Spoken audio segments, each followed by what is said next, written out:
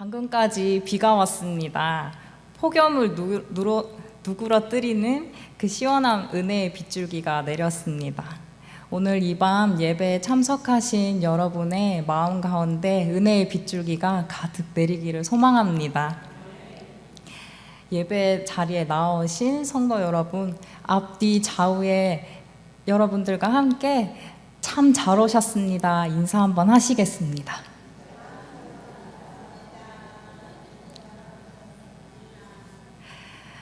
네, 여러분 아시다시피 오늘은 우리 민족이 35년간의 암흑기를 벗어나 빛을 되찾은 날, 바로 광복절입니다. 그날에 우리의 선조들은 제국주의 열강에게 빼앗겼던 그 나라를, 억눌렸던 자유를 되찾은 기쁨이 아주 충만했을 것입니다.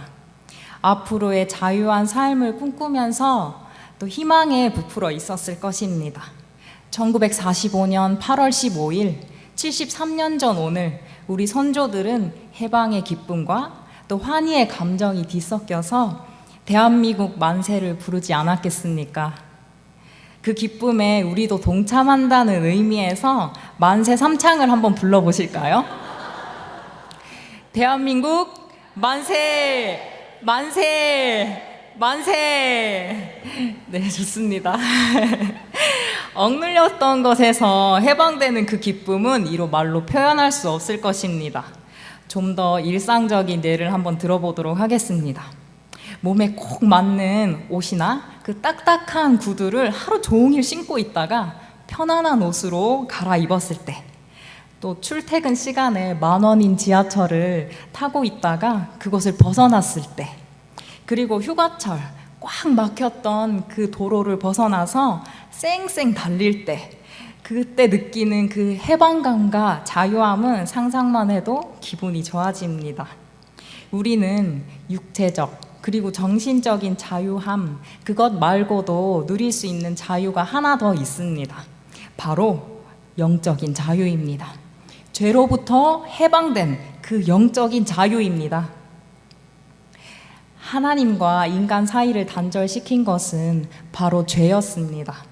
오늘 본문에서 바울은 아담으로 인해서 죄가 세상에 들어왔다고 이야기하고 있습니다. 여러분 잘 알고 계시는 창세기의 아담과 하와, 그 이야기지요. 그들이 선악과를 따먹은 내용입니다. 그 이후로 죄가 우리가 살고 있는 이 시간과 공간으로 들어왔다는 이야기입니다. 사실 처음 교회에 오면 이 이야기를 받아들이기까지 굉장히 많은 시간이 걸리는 것 같습니다. 모태신앙으로 자랐던 저 역시 죄인이라고 주일학교에서 배웠습니다. 그렇기에 내가 죄인이구나, 그렇구나 하고 인정하는 그런 정도였지, 진짜 이 마음으로 주님, 내가 죄인입니다, 정말 내가 죽을 죄를 지은 죄인입니다 하는 이 마음이 들지 않았던 겁니다. 그 죄인이라고 인정되지 않았습니다. 최초의 인류였던 그 아담이 지은 죄, 그 죄와 나는 무슨 상관이지? 도대체 내가 무슨 잘못을 했는데 죽을 죄를 졌다고까지 얘기하시는 거지? 도대체 2000년 전에 나타나셨던 그 예수님이 나를 알고 또 내가 잊지도 않은 이 죄 때문에, 내 죄 때문에 십자가에 달렸다고 이야기하시는 걸까? 꼬리에 꼬리를 무는 질문이 생겼습니다. 돌아보니 이 질문들은 아주 중요한 것들이었습니다. 스스로가 죄인임을 고백하지 못하는 사람에게는 예수님의 죽음이 의미가 없습니다. 나와 상관없는 한 사람의 죽음일 뿐입니다. 바울 당시의 유대인들도 선민의식으로 가득 차 있었습니다. 선택받은 백성으로서 자신이 죄인이라는 사실을 받아들이기 어려웠습니다. 그들은 도리어 이방인을 정죄하기 바빴습니다. 사도 바울은 그런 유대인들에게 유대인이나 헬라인이나 모두가 죄 아래에 있다고 이야기합니다. 유대인들의 입장에서는 억울하지 않았겠습니까? 하나님이 지키라 명령하신 그 계명, 율례, 법도 모두 다 지켰습니다. 잘 지키고 있는데, 그리고 저기 법도 모르고 할례조차 받지 않은 헬라인이나 이방인이나 모두 다 똑같은 죄인이라니 이게 무슨 말도 안 되는 소리라 이 말입니까? 받아들일 수가 없었습니다. 그런 그들에게 바울은 이야기합니다. 여러분이 지키는 그 율법이 있기 전부터 죄는 있었습니다. 율법은 죄를 죄라고 알도록 하는 역할을 하지요. 이미 죄와 사망이 왕노릇하는 이 세상에서 스스로 율법을 지키지 못한다는 사실이 더욱 명확해질 뿐이라고 말입니다. 헬라인의 입장에서도 억울했겠지요. 하나님을 몰랐지 않습니까? 유대인은 하나님께 선택받은 백성이었고 그들은 날 때부터 교육받았습니다. 신앙생활 해왔습니다. 하나님의 존재를 알았습니다. 그런데 이방 사람들인 그 헬라인들은 하나님을 모르는 게 당연하지 않았겠습니까? 신이 있는 것 같아서, 세상에 신이 존재하는 것 같아서 여러 신을 섬겼습니다. 또 자신이 빠뜨린 신이 있을까 봐서 그 이름 모르는 신까지 꼬박꼬박 챙겨가며 섬겼습니다. 그런 그들에게 바울은 이야기합니다. 만물을 통해서 이미 하나님을 알만한 것들을 심겨주셨다고요. 그런 하나님께 영광 돌리지 않고 감사하지 않았다고, 그것이 죄라고 이야기하는 바울의 이야기가 그들은 황당하지 않았겠습니까? 억울하지 않았겠습니까? 내가 죄인됨을 인정하고 고백하는 것이 어쩜 이리 더 어려운 일일까요? 하지만 이 고백이 우리 신앙생활의 첫 걸음입니다. 어두움 가운데 있으면 그림자가 잘 보이지 않습니다. 이미 세상에 들어온 죄라는 어두움 속에 살면서 내 죄가 보이지 않습니다. 그러나 환한 빛 가운데 나아가면 그림자가 선명해지고 짙어집니다. 빛 대신 예수님 가까이 나아가면 갈수록 내 죄가 선명해지겠지요. 잘 드러나겠지요. 죄가 더한 곳에 은혜가 더욱 넘쳤다고 말씀하고 있습니다. 먼저 예수님께 나와서 구원받았던 사람들은 병든 자, 약한 자, 세리와 창기, 그리고 죄수들이었습니다. 당시에 가장 천대받고 연약한 자들이었습니다. 세상 사람들에게까지 손가락질 받았던 그 사람들이었습니다. 그런 그들이 겸손하게 예수님 앞에 나왔을 때 주님은 그들을 사랑으로 맞아주셨습니다. 안아주셨습니다. 그들이 느끼는 그 죄사함 받음의 그 기쁨은, 주님이 베풀어 주신 그 죄사함의 은혜는 어느 누구보다도 그들에게 크게 다가왔을 것입니다. 여러분들도 죄사함 받은 그 주님의 은혜가 은혜로 고백되어지십니까? 오늘 이 시간 그 주님의 은혜를 감사함으로 고백하실 수 있었으면 좋겠습니다. 오늘의 본문에서 바울은 아담과 그리스도를 5번이나 비교 또 대조하면서 예수 그리스도를 소개하고 있습니다. 아담은 선악과를 따먹은 그 범죄를 저질렀습니다. 그 사건은 세상에 죄를 들여오게 되었고 그 죄 때문에 심판받고 정죄당하게 되었습니다. 그 결과 사망 선고를 받았지요. 결국 그 사망이 이 많은 사람들에게까지, 이 세상 사람들에게 왕노릇하게 되었습니다. 반면에 예수 그리스도는 죽을 수밖에 없는 우리에게 생명을 주셨습니다. 죄인된 우리를 의롭다고 칭해 주셨습니다. 아무 공로 없이 말입니다. 생명 안에서 왕노릇하도록 하셨습니다. 결국 하나님이 보내주신 새로운 인류의 대표 예수 그리스도를 통해서 생명이 전해지게 되었습니다. 인류의 대표가 아담에서 예수 그리스도로 바뀌었습니다. 세계의 시간이 BC와 AD, 즉 예수님이 오시기 전과 오신 후로 바뀌었습니다. 여러분은 BC와 AD 어떤 시간을 살고 계십니까? 우리의 인생의 시간도 예수님을 만나기 전과 만난 후로 바뀌었습니다. 우리의 신분도 죄의 종에서 자유의 몸으로 바뀌었습니다. 싹 다 바뀌었습니다. 성경 속에서 예수님을 만나고 삶이 바뀐 인물 하면 사도 바울을 빼놓을 수 없습니다. 사도 바울은 바리새인 중에서도 최고급 엘리트 교육을 받았던 인재 중에 인재였습니다. 사울이라는 이름으로 살았던 그는 예수님을 만나기 전 그리스도인들을 박해하던 박해자였습니다.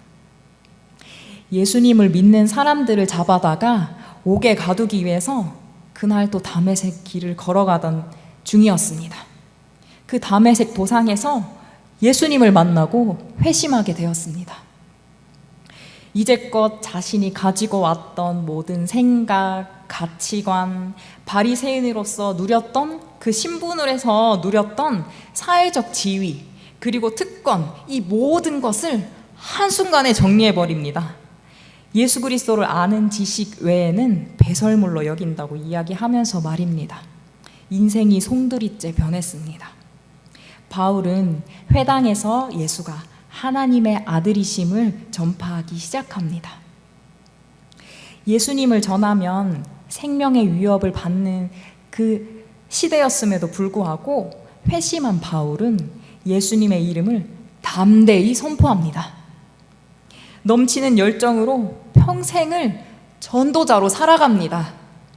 자신이 죄인임을 깨달았고 그와 더불어서 죄로부터 참 자유함을 얻었기 때문입니다. 전하지 않고는 참을 수가 없었습니다. 이처럼 자유의 몸이 된 사람은 입이 근질근질합니다. 전하고 싶어집니다. 기쁜 일, 좋은 일이 생기면 우리는 누군가에게 말하고 싶어지지 않습니까? 찬양이 저절로 나오고 간증이 하고 싶어서 만나는 사람마다 붙들고 싶어졌던 그런 경험 한 번씩 있으시지요? 사랑과 재채기는 숨길 수 없다는 말이 있습니다. 죄에서 해방된 기쁨, 그리고 예수님에 대한 그 사랑의 마음은 숨길 수 없는 것입니다. 이 시간 다 같이 선포합시다. 나는 죄로부터 자유한 자입니다. 나는 죄로부터 자유한 자입니다. 아멘. 그리고 중요한 것은 이제부터 시작입니다. 우리 삶으로 살아내는 문제가 남았습니다. 다 같이 말씀 한 구절 한번 읽어보시겠습니다. 에베소서 4장 22절에서 24절 말씀입니다. 에베소서 4장 22절에서 24절 말씀입니다.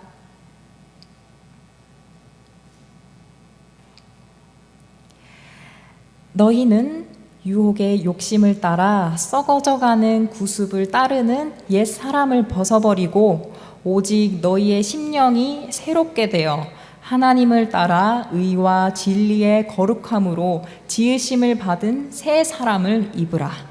아멘. 내가 죄인임을 시인하고 예수님을 만났습니다.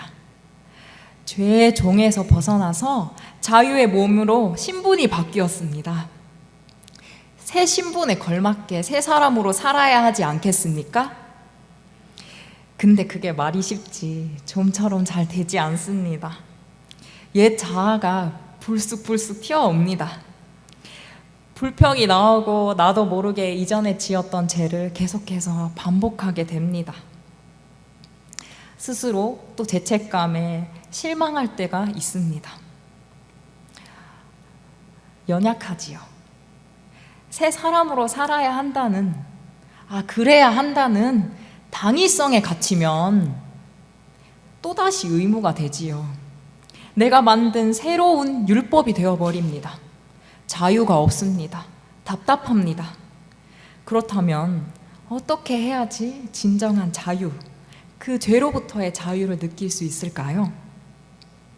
결론부터 이야기하겠습니다. 날마다 내 구주 예수를 더욱 사랑하는 것입니다. 더 사랑하면 성도로서 이러이러하게 살아야 한다 하는 의무감이 아니라 그렇게 살고 싶어지는 겁니다.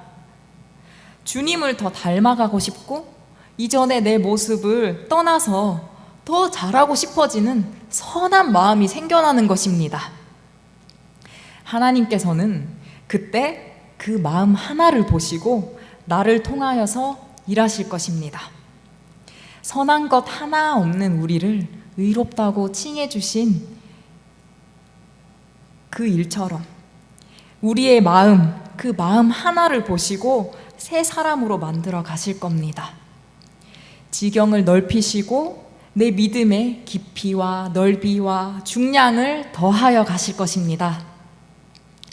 새 사람으로 살아가도록 인도하실 것입니다. 진짜 죄로부터 자유한 사람, 새 사람으로 살아갈 수 있는 방법은 바로 내 구주 되신 예수님을 더욱 사랑하는 것입니다. 성도님들은 죄로부터 자유한 사람으로서의 삶을 살고 계십니까? 또다시 반복된 죄에 갇혀서 자유함을 잃어버리진 않으셨습니까? 오늘 죄로부터 자유함을 선포하는 날 되시기 바랍니다. 그런 의미에서 다 같이 죄로 해방되었음을 더불어 새 사람 되었음을 기쁨으로 표현하는 만세 삼창 하시겠습니다. 하나 둘 셋 하시면 시작하십니다. 하나 둘 셋 만세 만세 만세. 기도드리시겠습니다. 하나님께서는 우리에게 예수 그리스도를 새로운 인류의 대표로 세워주셨습니다. 또 우리로 하여금 주 예수를 믿는 믿음의 대표자로 세상에 세우셨습니다. 반복되는 죄로부터 벗어나 날마다 죄로부터 자유를 선포하며 또 새 사람으로 살 수 있도록 인도해 주시옵소서. 내 구주 되신 예수님을 더욱 사랑함으로 날마다 성장, 성숙해가는 기쁨을 맛보게 하여 주시옵소서. 우리에게 참 자유를 허락하신 예수 그리스도의 이름으로 기도드렸습니다. 아멘.